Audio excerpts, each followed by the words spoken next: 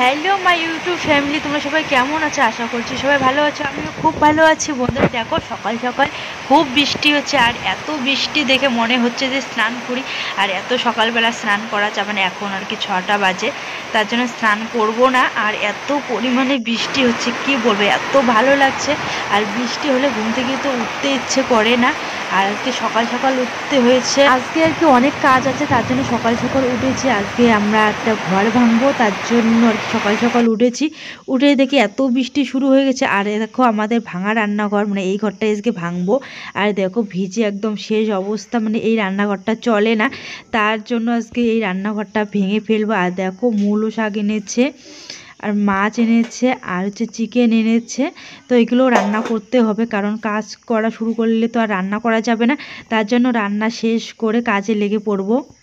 Guys, এখন মা রান্না করছে, আর আমি হচ্ছে চিকেন রান্না করেছি শুধু গ্যাসের মধ্যে, ছোট্ট টিনের ঘরে আমি রান্না করেছি। আর দেখো পিছনে যে বাঁশগুলো দেখিয়েছি তোমাদের আগের ব্লগ ভিডিওতে, ওই বাঁশগুলো নিয়ে যাচ্ছে। আর এই যে দেখো আমি এখন এই ঘরটা ভেঙে ফেলবো। রান্না মার কমপ্লিট হয়ে গেছে অনেক আগেই।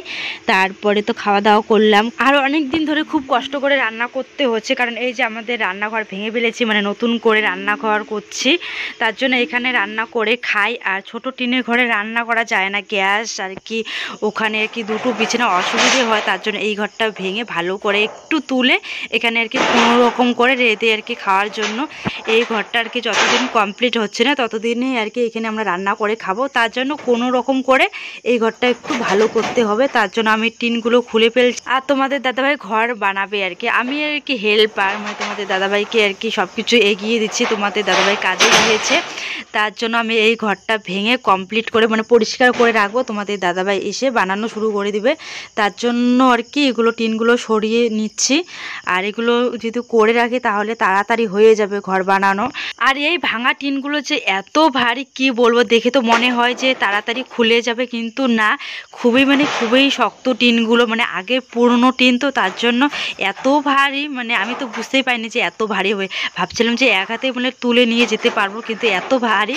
দুই হাতে নিয়েছি, মানে দু হাতে নিয়েছি, তবু এত ভারী লাগছে, মানে বলার মতো না। আর এই ছোট ভাঙা ঘরটা ভেঙে ফেলতাম না, যদি না জামাই ষষ্ঠীর সামনে থাকতো, ততদিনে এই ঘরটা কমপ্লিট হয়ে যেত। কিন্তু জামাই ষষ্ঠীর সামনে এসেছে, অনেক আত্মীয় স্বজন আসবে, রান্না করতে হবে, কিন্তু ছোট্ট টিনের ঘরে তো আর হবে না। আমরা শুধু 3জন মানুষ খাই, 3জনের রান্না আমাদের ছোট্ট টিনের ঘরে হয়ে যায়। অনেক আত্মীয় স্বজন আসবে, কোথায় খাবে না খাবে অসুবিধে হবে, মানে রান্না বান্না করা অসুবিধে হবে, তার জন্য এখানে ছোট্ট করে কোনো রকম টিন দিয়ে আর কি 4-5টা ঘিরিয়ে নিয়ে রান্না করব। তার জন্য আর কি ঘরটা আর কি ঠিক করা, নয়তো আমরা 3জন মানুষ, আমাদের দরকারই ছিল না আমাদের ছোট্ট টিনের ঘরে, আমরা আরামসে রান্না করে খেতে পারতাম। জামাই ষষ্ঠী বলে আর কি ঠিক করছি, তখন আত্মীয় স্বজন হবে, তার জন্য আর কি ঠিক করছি আর কি তাড়াহুড়ো করে। আর আমি কিন্তু এইসব কাজ আর কি টুকিটাকি কাজ তোমাদের দাদাভাইকে করে দেয়, কারণ আমি এইসব কাজ করতে পারি আর কি, তার জন্য একটু করে দেই, তাহলে এগিয়ে যায় কাজটা, তার জন্য আর কি করি। বেশিরভাগ তো আমি কাজ করি না, শুয়ে বসে থাকি। আর যেহেতু কাজ আছে বাড়িতে তোমাদের দাদাভাইয়ের করতে হবে, আর তোমাদের দাদাভাই তো ব্যস্ত থাকে, তার জন্য ভাবলাম যে না এগিয়ে দেই, তার জন্যই আর কি করছি। আর এই যে দেখো বস্তা বিছিয়ে দিয়েছে বৃষ্টি হয় বলে, আর প্রত্যেকদিন এত বৃষ্টি হয়, বৃষ্টি শেষ হওয়ার পর আবার এত রৌদ্র দেয় বলার মতো না, মানে যখন আর কি বৃষ্টি হয় হতেই থাকে, আর যখন রৌদ্র তো রৌদ্র আর কি। আর এই টিনের বেড়াগুলো কিন্তু প্লাস ছাড়া খোলা যাবে না, খুবই আর কি শক্ত আর কি, তার জন্য মানে গুঁড়োগুলো আর কি, গুণা বলে না তো, ওগুলো আর কি খুবই শক্ত, তার জন্য প্লাস ছাড়া হবে না, আর প্লাস আমাকে খুঁজতে হবে। তার জন্য ভাবলাম যে না বাঁশগুলো নিয়ে গিয়ে বাইরে রাখতে, তাহলে এই জায়গাটা আর কি ফাঁকা হয়ে থাকবে, পরিষ্কার হয়ে থাকবে, তার জন্য এগুলো সবগুলোই বাইরে আর কি পিছনে গিয়ে রাখবো, এই যে এই জায়গাটাই রাখবো, বাড়ির সামনেই রাখছি, নয়তো চুরি হয়ে যাবে। আর আমাদের এইদিকে কিন্তু লাকড়ি আর ফুল এত পরিমাণে চুরি হয়েছে, একটা লাকড়িও আর কি বাইরে রাখা যায় না, সকালে ঘুম থেকে উঠে দেখবে যে লাকড়ি চুরি হয়ে গেছে, মানে এই রকম। আর আমি শ্বশুরবাড়িতে এসে দুটো ঘর ভেঙেছি, এই যে নতুন ঘরটা ভেঙেছি আর এই ঘরটা ভাঙছি, মানে মোট দুটো ঘর ভেঙেছি। আর গাইস, আমাদের ঘর ভাঙানো তো অনেক আগে কমপ্লিট হয়ে গেছে, আজকে অল্প একটু কাজ করেছি, কালকে আর কি পুরো কাজটা সমাপ্ত করতে হবে। এখন যাচ্ছি আমি প্রসাদ খাওয়ার জন্য রাধা গোবিন্দের, তো চলো তোমরাও সাথে চলো, তোমাদেরকে সব কিছু শেয়ার করবো। এই বাড়িতে আর কি আজকে পুজো করেছে বাল্য সভা দিয়ে। দিয়েছে।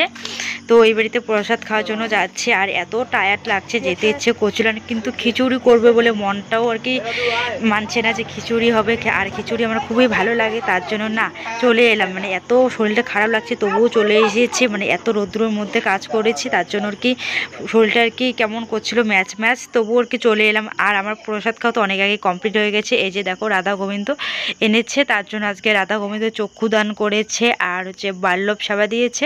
আর গোপাল কিন্তু আগের থেকেই ছিল, আর গোপালটা কিন্তু সত্যি খুবই কিউট, খুব ভালো লাগছে। আর এত সুন্দর করে সাজিয়ে রেখেছে কি বলবো, গোপাল দেখলে কিন্তু খুবই ভালো লাগে, মানে নিয়ে যায়, মানে এইরকম আমাদের বাড়ি তো আনার কথা কিন্তু এখন আনবে না। আর সব থেকে ভালো লেগেছে এই যে ঘরটা দেখতে পাচ্ছ, লক্ষ্মীর ঘরটা এত পছন্দ হয়েছে, খুবই পছন্দ হয়ে গেছে। তো গাইজ চলো আজকের ব্লগ ভিডিওটা এই পর্যন্ত সমাপ্ত, দেখা হচ্ছে নেক্সট কোনো ব্লগ ভিডিওতে। আর ঘরটা কতটুকু কমপ্লিট হলো তোমাদের পরে ব্লগে দেখাবো।